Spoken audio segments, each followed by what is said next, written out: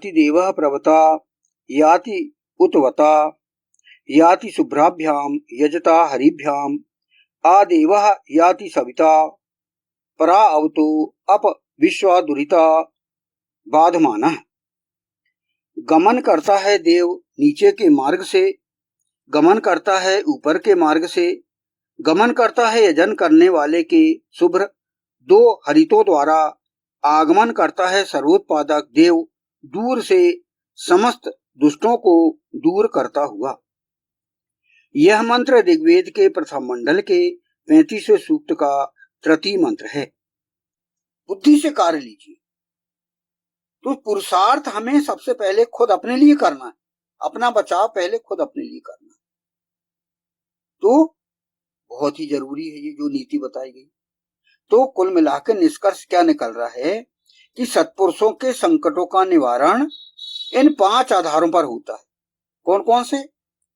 पहला धैर्य, दूसरा भक्ति, तीसरा सत्य, चौथा साहस और 5वां सामाजिक सहयोग। तभी हम इन संकटों से निकल सकते हैं।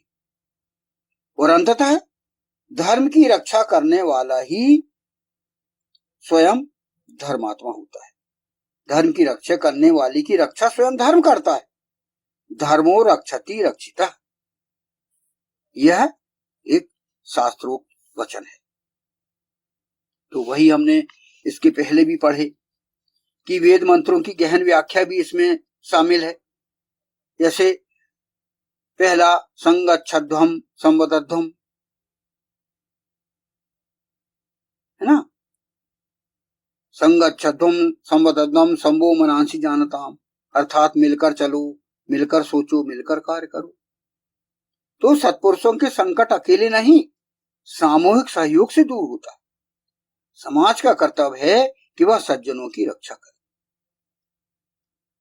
सत्यमेव जयते भी है, ये मुंडकोपनिषद का श्लोक है। केवल सत्य की ही विजय होती है, इस पर आप अडिग रहिए। संकट में झूठ का सहारा लेना आसान लगता है, परंतु स्थायी समाधान केवल सत्य से ही मिलता है। यह होता है सत्यमेव जयते। धर्मो रक्षति रक्षितः, जैसे कि अभी हमने बताया, ये मनुस्मृति का है। अर्थात जो धर्म की रक्षा करता है, धर्म उसकी रक्षा करता है। यानी सत्पुरुष भले ही संकट में देखें, परंतु दीर्घ काल में धर्म ही उन्हें सुरक्षित करता है। यह हमारे शास्त्रों में, इतिहासों में मिलता है। फिर असतो मा सद्गमय, ये बृहदारण्यकोपनिषद में कहा गया है कि असत्य से सत्य की ओर ले चलो। यानी संकट हमें परखता है, यह हमें गलत मार्ग से हटाकर सही मार्ग पर ले जाने का अवसर भी होता है। तो यह हमने समझा। यानी कुल मिला के अंतिम सार क्या हुआ इसका कि पुरुषों के संकट की परीक्षा होते ही न कि अंत या इससे निवारण के लिए आवश्यक है, बल्कि सत्य, धैर्य, ईश्वर में आस्था, समाज का सहयोग, यह जो है हम इतना हमारे लिए हो जाए तो हम संकट से निकल सकते हैं। ये संकट की परीक्षा माली होती है, ये हम इसमें पास तभी होंगे। अर्थात अब जीवन का सूत्र क्या निकलता है इसमें कि संकट में जो सत्य पर अडिग रहे वही सच्चा सत्पुरुष है। यह जो है बहुत गहरी बात है, इसको हम समझें, जीवन का सूत्र है। तो ये हमने सत्पुरुषों के संकटों का निवारण कैसे हो, इस विषय पर हमने विचार किए और यही इस मंत्र की बात है प्रमुख, इस तृतीय मंत्र की। इसको हम अभी और समझेंगे। इसमें संकटों से निवारण के लिए भगवान विष्णु ने क्या क्या किए, इस पर हम विचार करेंगे ये अभी कि भगवान विष्णु ने अच्छे लोगों के संकटों का निवारण कैसे किया, यानी सत्पुरुषों का उन्होंने कैसे रक्षा की। तो 10 अवतार की हम बात करेंगे अभी। तो हमारा प्रसंग चल रहा था इस तृतीय मंत्र का आगमन करता है सर्वोत्पादक देव दूर से समस्त दुष्टों को दूर करता हुआ। मंत्रांश है इस तृतीय मंत्र का। आदेवो याति सविता परा अवतो अप विश्वा दुरिता बाधमानः। यहाँ पर विष्णु परम पुरुष से संबंधित हम बात कर रहे थे, जिसमें उन्होंने दुष्टों के हनन के लिए और सत्पुरुषों की रक्षा के लिए उन्होंने किस प्रकार के अवतार लिए और किस प्रकार उन्होंने यह व्यवस्था की, यहाँ पर हम चर्चा करेंगे। जैसे कि श्रीमद् भगवत गीता में भगवान श्री कृष्ण ने भी कहा है कि यदा यदा ही धर्मस्य ग्लानिर्भवति भारत अभ्युत्थानम् अधर्मस्य तदात्मानं सृजाम्यहम् परित्राणाय साधूनां विनाशाय च दुष्कृतां संभवामि युगे युगे। जब जब भी धर्म की ग्लानि और अधर्म का अभ्युत्थान होता है, भगवान श्री कृष्ण अपने आप को सृजन करते हैं या परम पुरुष अपने आप को यहाँ पर दुष्टों के विनाश के लिए भेजते हैं, साधुओं का परित्राण और धर्म संस्थापन के लिए, और युग युग में वे संभूत होते हैं अथवा अपने आप को भेजते हैं यह व्यवस्था के लिए। तो ये व्यवस्था विष्णु परम पुरुष की है कि वो किस प्रकार अच्छे लोगों को वो संकटों से दूर करें। तो भगवान विष्णु का मुख्य कार्य भी यही है कि धर्म की रक्षा करना और सज्जनों अर्थात सत्पुरुषों के संकटों का निवारण करना।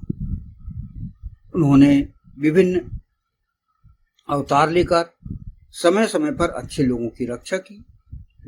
इसे हम देख सकते हैं कि किस प्रकार उन्होंने 10 अवतार लिए, और वे 10 अवतार इस प्रकार हम ज्ञात कर सकते हैं। प्रथम है मत्स्य अवतार। विष्णु परम पुरुष के 10 अवतारों की हम यहाँ पर उदाहरण लेंगे। पहला है मत्स्य अवतार।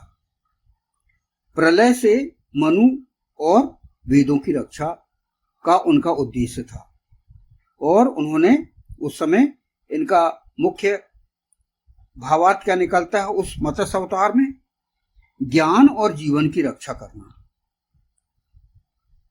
ये उनका मुख्य उद्देश्य था। दूसरा है कूर्म अवतार,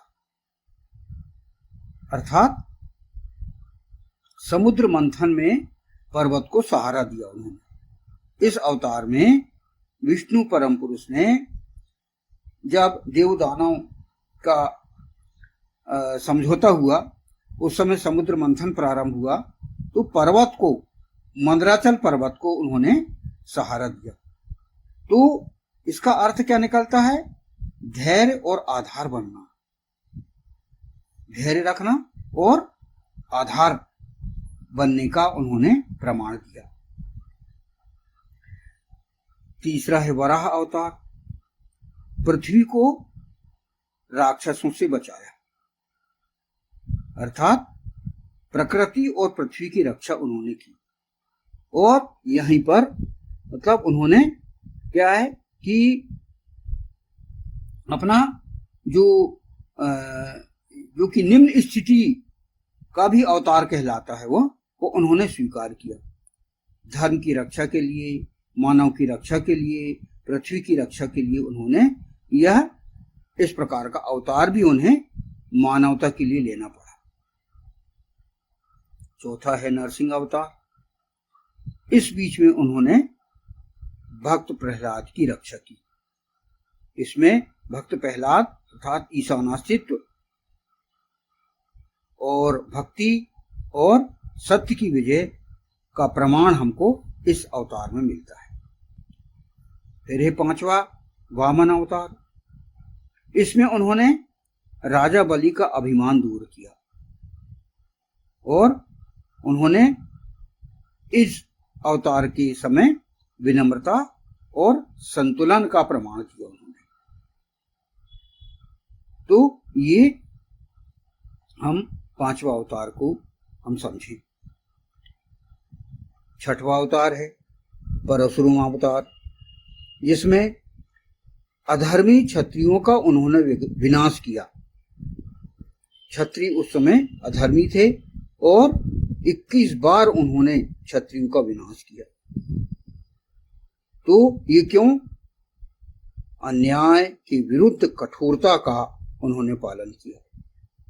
यानी वहां पर उस काल में क्षत्रिय लोग बहुत अन्याय कर रहे थे और उसके विरुद्ध उन्होंने एक बहुत ही कड़ा रुख अपनाया परशुराम अवतार के रूप में और क्षत्रियों का विनाश किया।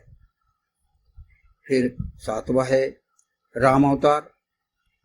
भगवान श्री राम ने धर्म की स्थापना की और उस समय उन्होंने अपना आदर्श जीवन, मर्यादा और कर्तव्य के पालन का उन्होंने संस्थापन किया और इसी काल में वे भगवान श्री राम मर्यादा पुरुषोत्तम कहे जाने लगे। आठवां अवतार है कृष्ण अवतार और इस समय उन्होंने भगवान श्री कृष्ण ने गीता का उपदेश दिया और इस काल में उन्होंने ज्ञान, कर्म और भक्ति का संतुलन बताया उन्होंने। तो उस समय भी असंतुलन होने लगा था और बहुत सी गड़बड़ियां समाज में होने लगी थी और इस बीच उन्होंने इस जो ज्ञान का विकास किया, कर्म की प्रधानता बताई और भक्ति का संतुलन इस कृष्ण अवतार में उन्होंने बताया। नौवां अवतार है बुद्ध अवतार। इस बुद्ध अवतार में अहिंसा और करुणा की शिक्षा दी उन्होंने और इनका उद्देश्य था दया, शांति और आत्मज्ञान का संस्थापन इस काल में उन्होंने किया। फिर अब है 10वां कल्कि अवतार, जो कि भविष्य में अभी होने वाला है। भविष्य में जब अधर्म बहुत बढ़ जाएगा और इस बीच अंततः सत्य की ही विजय निश्चित ही होती है, तो इस काल में कल्कि अवतार अवश्य होगा। तो ये 10 अवतार हुए और इसका और गूढ़ अर्थ निकालें तो जिसमें विकास का संकेत इसमें मिलता है। मत्स्य, कूर्म, वराह, नरसिंह और फिर वामन। तो इस प्रकार के जो अवतार हैं इसमें इवोल्यूशन को भी दर्शाता है। इसमें द्वितीय है धर्म की रक्षा। हर अवतार का उद्देश्य क्या था? धर्म की रक्षा करना और सत्पुरुषों की रक्षा करना और अधर्म का विनाश करना। इन सभी अवतारों में ये प्रमुख कार्य था, जैसा कि भगवान श्री कृष्ण ने उद्देश्य ही बता दिया था। तो वह उद्देश्य हर काल में पूरा हुआ। फिर मानव जीवन का मार्गदर्शन।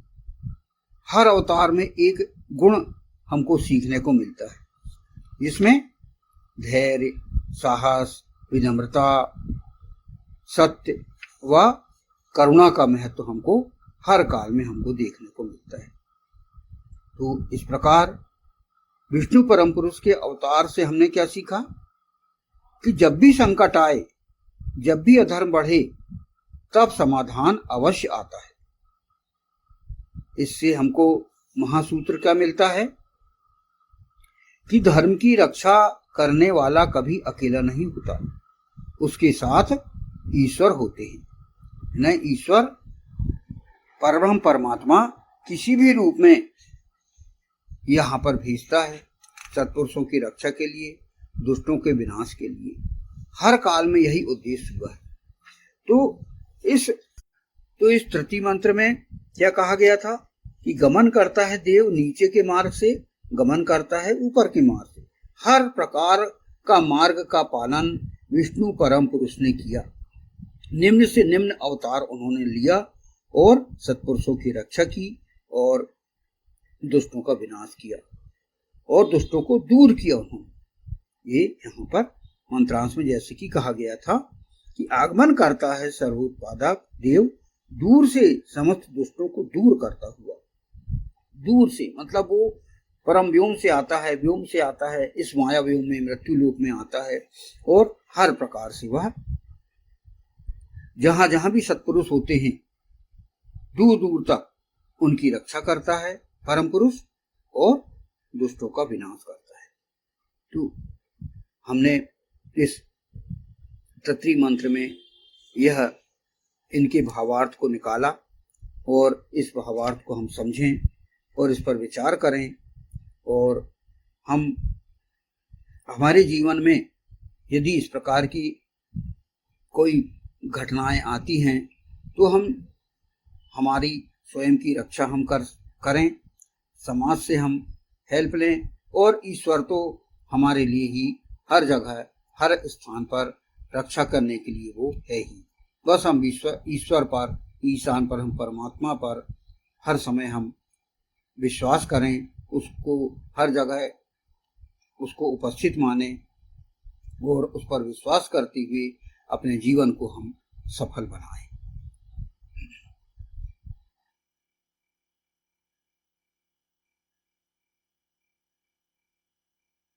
वैदिक पर्सपेक्टिव के इस YouTube चैनल को सब्सक्राइब करें, वीडियो को लाइक व शेयर करें।